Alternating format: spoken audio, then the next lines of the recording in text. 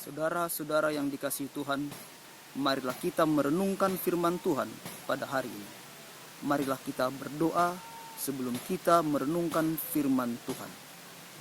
Tuhan, Bapa di surga, Bapa yang baik, kami hendak merenungkan firman Tuhan.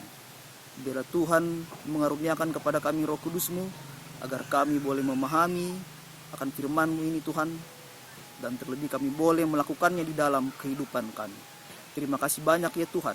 Di dalam nama Yesus kami berdoa. Amin. Marilah saudaraku yang dikasihi oleh Tuhan, kita membuka firman Tuhan yang terdapat di dalam Yohanes pasal yang ke-19 ayat yang ke-31. Demikianlah firman Tuhan. Karena hari itu hari persiapan, dan supaya pada hari Sabat mayat-mayat itu tidak tinggal tergantung pada kayu salib. Sebab Sabat itu adalah hari yang besar, maka datanglah orang-orang Yahudi kepada Pilatus dan meminta kepadanya supaya kaki orang-orang itu dipatahkan dan mayat-mayatnya diturunkan. Pada ayat yang ke-31 ini berbicara tentang sebuah peristiwa di mana Yesus disalibkan.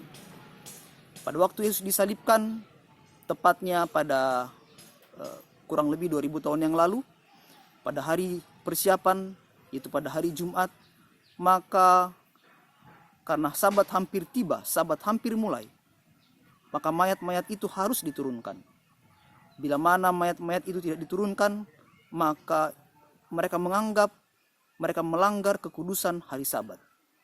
Oleh karena mereka ingin menghormati hari Sabat, mereka ingin menguduskan Sabat, mereka menurunkan mayat-mayat tersebut, termasuk mayat Yesus, sebelum hari Sabat tiba.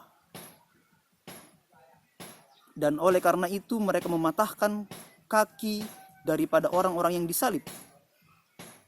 Karena salib adalah sebuah kematian yang berlangsung begitu mengerikan. Bahkan terkadang ada orang yang harus berhari-hari menderita disalib baru dia mengalami kematian. Oleh karena itu, karena hari Sabat hampir mulai, maka orang-orang itu harus dipastikan mati dan tidak boleh lagi tergantung di atas kayu salib. Dan mereka bermaksud untuk mematahkan kaki daripada penjahat-penjahat tersebut, termasuk Yesus, untuk mempercepat kematian orang-orang tersebut. Tetapi Yesus mati. Yesus mati karena dosa-dosa manusia. Yesus mati karena menanggung dosa manusia. Sehingga ketika mereka memastikan kematian Yesus, maka Yesus telah benar-benar mati.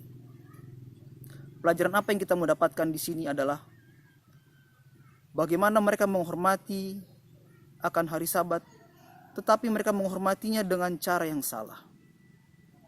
Mereka menghormati hari Sabat sebagai seorang pembunuh. Mereka membunuh Yesus pada hari persiapan. Dan mereka memasuki Sabat sebagai seorang pembunuh. Firman Tuhan di dalam 1 Yohanes pasal yang ketiga ayat yang ke-15 mengatakan bahwa tidak ada seorang pembunuh yang memiliki hidup kekal di dalam dirinya. Dan dikatakan dalam ayat itu, bila mana seseorang membenci manusia, ia adalah seorang pembunuh manusia. Saudaraku yang dikasihi oleh Tuhan, apakah kita akan memasuki Sabat sebagai seorang pembunuh? Bila mana kita masih membenci saudara kita, bila mana kita masih memiliki perasaan iri, perasaan dengki kepada saudara kita sama dengan seorang pembunuh. Dan bila mana masih ada pikiran-pikiran yang demikian di dalam hati kita, maka kita sebenarnya menguduskan Sabat sebagai seorang pembunuh. Oleh karena itu, saudaraku yang dikasihi oleh Tuhan, marilah kita menjauhkan dari dalam hati kita, menjauhkan dari dalam pikiran kita perasaan-perasaan dengki, perasaan-perasaan iri, kebencian kepada saudara kita. Bila mana ada kesalahan-kesalahan saudara kita, marilah kita memaafkan saudara-saudara kita, sehingga kita menguduskan Sabat seperti apa yang Tuhan kehendaki, bukan seperti seorang pembunuh. Kiranya Tuhan memberkati kita.